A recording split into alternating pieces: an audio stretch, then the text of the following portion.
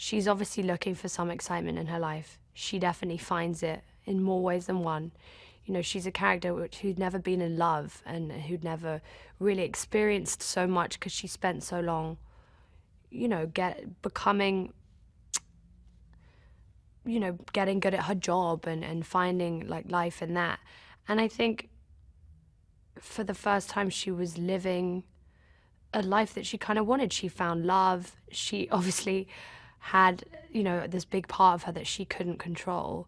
But I think her whole life had been kind of controlled. I do think of them as the same character, but obviously it's two very opposite sides. I do like to think of it more as like, it's like a schizophrenic thing. It's like a, you know, a double life, multiple personalities, I guess. But I think it's funny because for everyone that watches it, you know, we all have two sides of us, maybe more. And I feel like everyone can kind of relate to that, like a good and an evil. She is incredible. I was so excited to meet her, but to read that script and then find out it was her playing the role, I was just like, it couldn't have been a better fit. And even when I knew it was her, I didn't realize how much she would really bring to that character. She just was so badass.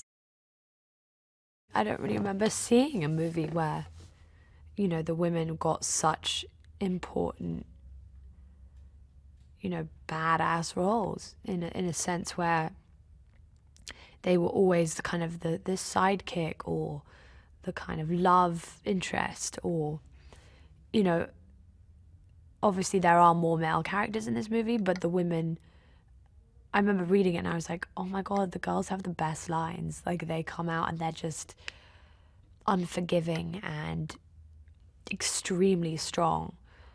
You know, they're on a par with all the guys, which I think is the most, you know, the most special and important part of that.